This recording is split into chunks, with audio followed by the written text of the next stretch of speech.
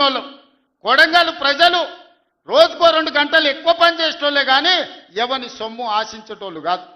ఎవరి గురించి మేము ఆలోచన చేయం, మా పని మేము చేసుకుంటాం. కానీ మా పని మేము చేస్తుంటే కూడా కాళ్ళల్లో కట్టె పెట్టిర్రు అనుకో, ఇక మా సంగతి అయితే చూపుతామయ్యా. ఏమంటారు? అంతేనా? అంతేనా? 2 ఏళ్ళు ఏమన్నా అన్నానా? ఆయన మన బయటకు వచ్చి ఇక చూస్తా, తోలు తీస్తా, తాట తీస్తా, ఇక నీ సంగతి చెప్తా అన్నాడు. రా బిడ్డ రా రా, రెడీగా ఉన్నారా? ఇక అందుకే కొడంగల్ నుంచే చెప్తాం నీకు అని చెప్పి 3 రోజుల నుంచి మాట్లాడలేదు. ఇవాళ మాట్లాడుతున్నా. ఆయన కొడుకు చెప్తున్నాడు, మైకు ముందరికి వస్తలేడు, ఆయన దాచుకున్నాడు అని. నీ ముఖం ఎప్పుడైనా చూసుకున్నావులా అద్దంలా? పేడమూతి బోడిలింగం, నువ్వు కూడా నా గురించి మాట్లాడతావా? నీవెంత, నీ స్థాయి ఎంత? అయ్య పేరు చెప్పి బతికేటోనివి నువ్వు, ఆంధ్రలో గుంటూరులో గుడివారిలో చదువుకున్న నువ్వు, నీకేం తెలుసు తెలంగాణ గురించి, మా పౌరుషం గురించి? నువ్వు కాదు, మొత్తం నీ జాతినంతా తెచ్చుకో. ఎట్లా తెచ్చుకుంటావు? ఏడికి రావాలనో చెప్పు.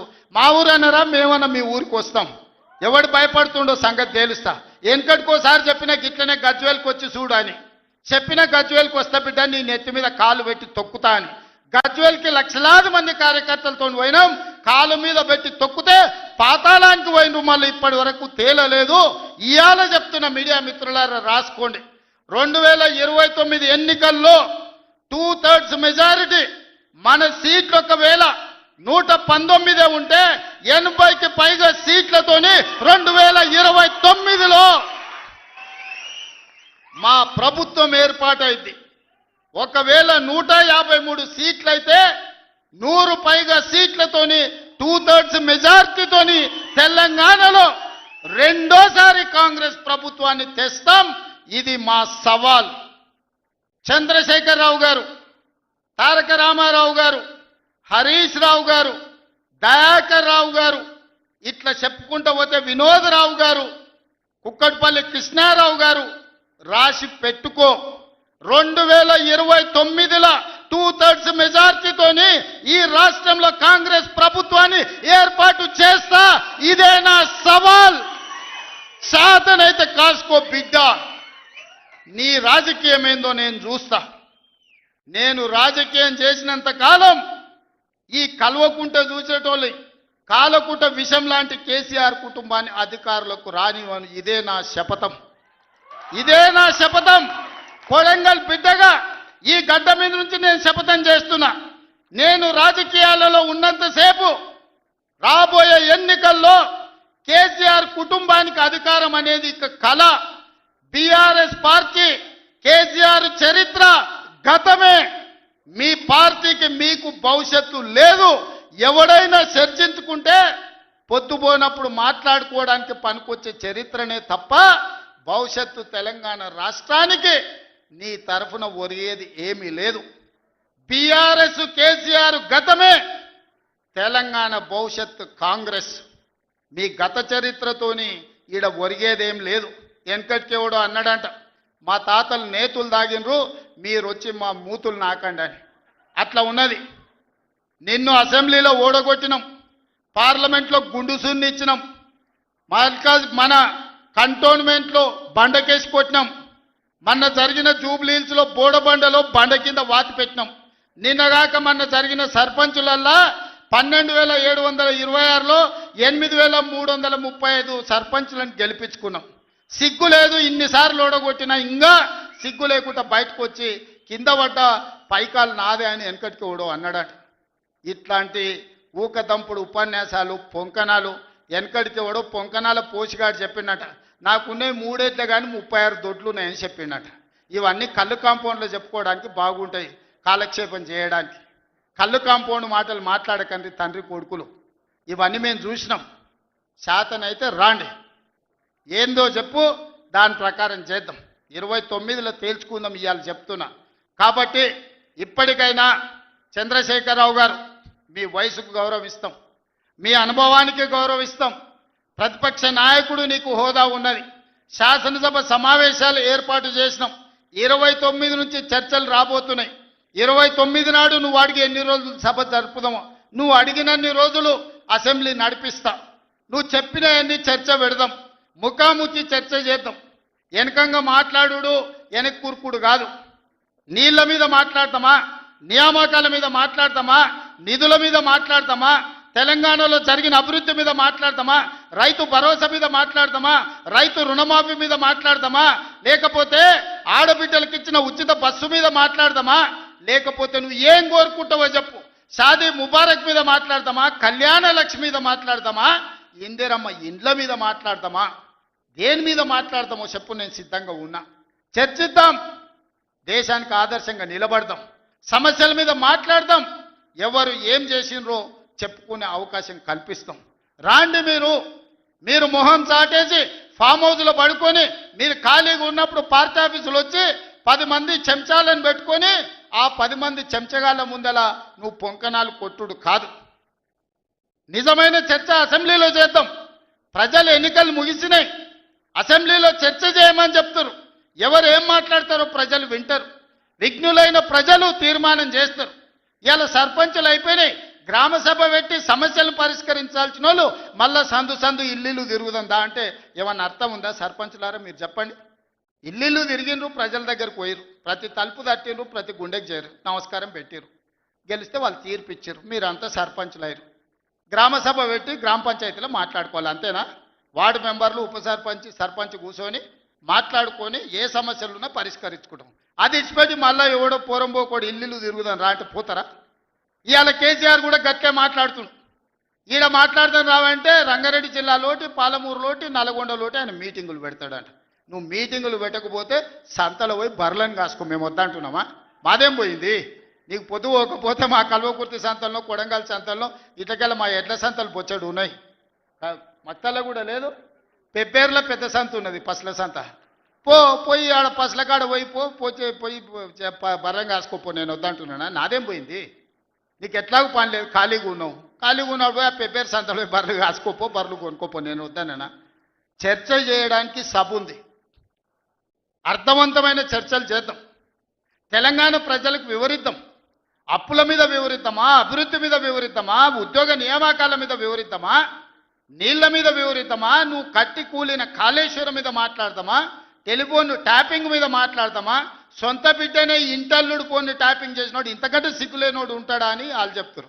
ఓ పక్కన నేను 1 కోటి మంది ఆడబిడ్డలకు చీర పెడతా, సారె పెడతా నేనంటే ఉన్నొక్క చెల్లెల్ని ఇంట్లోకి వెళ్ళి బయటకు వెళ్ళగొట్టిన వాడు ఆస్తిలో వాటా అయ్యేస్తుంది. గంత పనికిమాలినోడు, సొంత చెల్లెలకే చీర పెట్టలేనోడు, సొంత చెల్లెలకే పండుగ పూట బుక్కెడు బువ్వ పెట్టినోడు, వాడు కూడా ఒక మనిషా? మా ఆడబిడ్డలను ఆలోచన చేయమని అంటున్నా.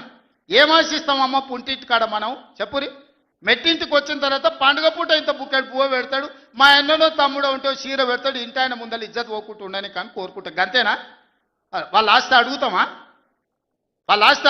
ఆడపిల్లలు మీరు సగం మంది సర్పంచులు ఉన్నారు కదమ్మా, ఆడపిల్లలారా మీరు చెప్పండి. పుట్టింటి గౌరవం నిలబెట్టడానికనే ప్రయత్నం చేస్తారు కదా మీరు మీ అత్తగారింటి కాడ. వాళ్ళ ముందర మీకు ఇజ్జత్ లేకుండా పండుగ పూట తల్లిదండ్రులు వాడు అన్ననో తమ్ముడో ఉంటే పండుగకి ఇంటికి కూడా విలువకపోతే మీ అత్తగారి ఇంటి కాడ, పక్కింటి కాడ, తోటికోడల ముందర ఇజ్జత్ పోతుంది. అమ్మ గిత్త కంటే అవమానం ఉంటుందా? ఓ పిలిచో సారి చీర పెట్టకపోయినా మీరే కూడా పెట్టుకుని ఉంటే వానికి ఇచ్చో చీర కొని నువ్వు పెట్టినట్టు అని చేయరా అంటాం. పుట్టింటి ఇజ్జత్ ఎవరని తీస్తారా? ఏ ఆడబిడ్డనన్నా తెలంగాణలో ఉన్న ఆడబిడ్డ ఎవరైనా ఎంత కష్టమని ఉండని, ఎంత నష్టమని ఉండని, పుట్టింటి ఇజ్జత్ నిలబెట్టడానికనే ప్రయత్నం చేస్తుంది కదా. మీరు అందరు కూడా తెలంగాణ ఆడబిడ్డలే కదా. ఇవాళ ఇంతో అంతో తండ్రి గాలికి సంపాదించిన దాంట్లో వాటా ఇవ్వాల్సి వస్తుందని మెడలు పట్టి దొబ్బితీవి నీ సొంత చెల్లెలు. నీ సొంత చెల్లెలకే సమాధానం చెప్పలోని ఆయన నాకు సవాలు ఇసురుతున్నాడు. ఈ అవ్వ లాగులో తొండలు ఇచ్చి కొత్త బిడ్డ నేను అనుకుంటున్నావేమో. నా సంగతి ఇంకా తెలియదు, మీ నాయనని అడిగి ఇంటికి పోయి చెప్తాడు.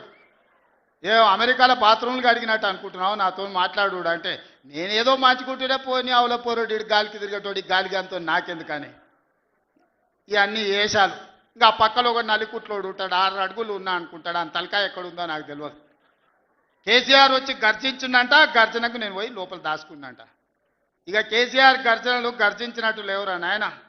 మన గాడిదలు ఏం చేస్తావా? ఒండ్ర పెడతాయా? ఏమంటారు గాడిదలను? గాడిదలు అరిస్తే ఏమంటారు నరసింహ? గట్లున్నది. మీ గాండ్రింపులకు, మీ బెదిరింపులకు, ఉడత ఊపులకు భయపడ్డోడు ఎవరు లేరు బిడ్డ. ఈడ దుక్కి దున్నిన చేతులు ఉన్నాయి. మీరేదో తోలు తీస్తా అంటే తీపించుకోనికే లేము. ఈ కండలు కరిగినాయి, మిగిలిందే తోలు. ఫస్ట్ నీ తోలు సంగతి చూసుకో, నీ తోలు సంగతి చూసుకో. ఊర్లో మాకు తెలుసు ఊర్లలో నాటుకోళ్ళు ఉంటాయి కదా, కోని కాల్చినాక మనం మంచిగా కాల్చి తోలు తీసి పసుపు పెడతాం కదా, మంచిగా తోలు తీసి పసుపు పెడతారు బిడ్డ మా కొడంగల్ వాళ్ళు. నువ్వేదో తెలివితేటలు అనుకుంటున్నావు. ఈ తమాషా మాటలు, ఈ అతి తెలివితేటలు కట్టి పెట్టుకో. ఎన్ని ఎలక్షన్లు జరిగినా సిగ్గు లేకుండా అన్నిట్లలో డిపాజిట్లు పోతున్నా, బండకేసి కొడుతున్నా, బుద్ధి రాలే. ఇప్పటికైనా మారుండ్రి. నాకేం లేదు, మీరు అట్లుంటేనే మంచిది. ప్రజలు చీత్కరిస్తారు, చీదర కొడతారు, లాస్ట్ దేనికి వనికి రాకుండా పోతారు. కాకపోతే ప్రతిపక్షమే లేదు తెలంగాణలో అని బయటకు పోతే ఇజ్జత్ పోయేటట్టు ఉన్నది. అదొక్కటే నా చింత. అందుకే మిత్రులారా, మంచిగా చేయండి. వేదిక మీద ఉన్న పెద్దలకు, మా మంత్రులకు అందరికీ నా సూచన, గ్రామాలలో సర్పంచులు వచ్చారు, అందరినీ కలుపుకోపోండి. గ్రామాల అభివృద్ధి జరిగినప్పుడే తెలంగాణ అభివృద్ధి జరుగుతుంది. ఇవాళ తెలంగాణ అభివృద్ధి చేసే బాధ్యత మనది. చిన్న వయసులో నాకు అవకాశం వచ్చింది. ఇప్పుడు చాలామంది మా సర్పంచ్ అమ్మ వచ్చింది, సజ్జకాన్పేట రేణుకమ్మనా మౌనిక, మా రాములు తమ్ముని కోడలు మౌనిక చెప్పింది, 24 ఏళ్ళు చిన్న వయసులో నేను సర్పంచ్ అయిన సార్ అని. ఎన్నో ఆలోచనలతోని ఇలా చిన్న వయసులో మీరు అందరు సర్పంచ్లు అయినరు. ఇంజనీరింగ్ చదువుకున్న వాళ్ళు అయినరు, డిగ్రీ చదువుకున్న వాళ్ళు అయినరు, 22, 23 ఏళ్ళకు ఉన్న వాళ్ళు అయినరు, పెద్దోళ్ళు 80 ఏళ్ళు ఉన్న వాళ్ళు కూడా సర్పంచ్లు అయినరు. మా రాఘవ వాళ్ళ తల్లి సర్పంచ్ అయింది. వీళ్ళందరూ ఎందుకు అయినరు అంటే గ్రామానికి ఏమైనా చేయాలని అయినరు. మరి వాళ్ళ ఆలోచనలు వాళ్ళ గ్రామానికి చేయాలన్నదాన్ని మనం ఈరోజు పూర్తిగా సహకారం అందించాలి వాళ్ళకు. వాళ్ళందరినీ కూడా వాళ్ళ ఊర్లలో ఏం మాట ఇచ్చిండ్రో ఆ పనులు మనం చెయ్యాలి. వీలైనంత మేరకు నిధుల కష్టం ఉన్నది, మనం ఇచ్చేది మనం ఇద్దాం, కేంద్రం నుంచి తెచ్చేది కేంద్రం నుంచి తెద్దాం. మార్చి లోపల కేంద్రం నుంచి 3,000 కోట్ల రూపాయల నిధులు నేను పట్టుకొస్తా. మీకు అందరికీ గ్రామాలలో నిధులు ఇచ్చే బాధ్యత నాది. మార్చి 31 తారీఖు లోపల 3,000 కోట్ల రూపాయలు గ్రామాలకు పంపించే బాధ్యత నేను తీసుకుంటా.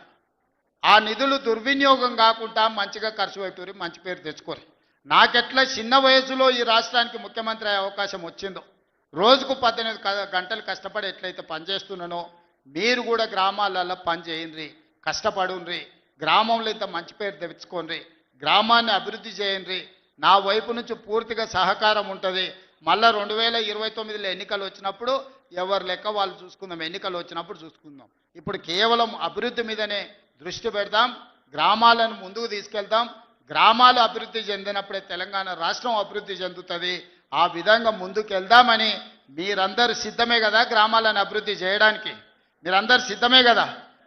ఇవాళ మా పోలీసు వాళ్ళు చెప్పినా కానీ మరి ఏమైందో, గెలిపించిన వాళ్ళేమో బయటూరు, గెలిచిన వాళ్ళేమో లోపలూరు. బయట చాలా మంది మా ముఖ్యమైన నాయకులందరూ కనిపించారు, పలకరించుకుంటూ వచ్చిన. ఏందా అంటే మా రాఘవ్ 10 పాసులే ఇచ్చిండు అన్న, ఏం చేయాలని అంటుండు. కాకపోతే మా ఇందరు మరి పరిస్థితి ఏమో పాసులు ఇచ్చేది లేదు. బయట ఉన్నోళ్ళు తక్కువ కాదు, లోపలికి వచ్చిన వాళ్ళు ఎక్కువ కాదు. మీరు అందరు నా కుటుంబ సభ్యులే. మళ్ళీ నేను వస్తా, మీ అందరినీ కలుస్తా, మళ్ళీ కూర్చొని అభివృద్ధి చేసుకుందాం. కొడంగల్ని ఒక ఆదర్శ నియోజకవర్గంగా తీర్చిదిద్దుదాం. ఇది నా ఒక్కడి వల్ల సాధ్యం కాదు, మీ అందరు సహకరిస్తేనే సాధ్యమైతే. అన్ని గ్రామాలకు ఏం కావాలనో గ్రామ సభలు పెట్టుకోండి, గ్రామ సభలలో చర్చించుండ్రి, మంచి పనులు చేద్దామని తెలియజేస్తూ మీ అందరి దగ్గర సెలవు తీసుకుంటున్నా. పెద్ద ఎత్తున మిమ్మల్ని గెలిపించిన వాళ్ళకి సప్పట్లు కొట్టురి. ఎందుకంటే మీ గెలుపులో బయట ఉన్న వాళ్ళు ఉండరు. ఈ సప్పట్లు అన్నీ బయట ఉన్న వాళ్ళకి వినిపించాలి. మా మీడియా వాళ్ళు కూడా తీసి బయట ఉన్న మా కార్యకర్తలకు, నాయకులకు చూపించాలి. గట్టి కొట్టురి, ఇంకా గట్టి కొట్టురి, ఇంకా గట్టి కొట్టురి. సీటీలు రావానే కొడంగల్ వాళ్ళకు సీటీలు కొట్టారేమా? ఇప్పుడు నమ్మకం వచ్చింది, బయట ఉన్న వాళ్ళకు కూడా సంతోషమైంది. మీరు అందరు సీటీలు కొట్టి ఈ గెలుపును ఒక పండుగలాగా చేసినందుకు మీకు అందరికీ ధన్యవాదాలు తెలియజేస్తూ సెలవు తీసుకుంటున్న. ధన్యవాదాలు మిత్రులారా.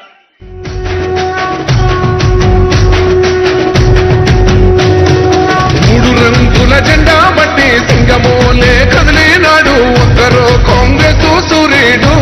మన రేవంత్ అన్న నిగ్గదీసి అడిగే రేవంత్ అన్న పేద ఇంటికి పండుగ తెస్తాడు. సోనియమ్మ దివెనతోని రాహులన్న సైనికుడయ్యి పెద్ద కొడుకై యుద్ధం చెయ్య సిద్ధమాయే రేవంత్ అన్న.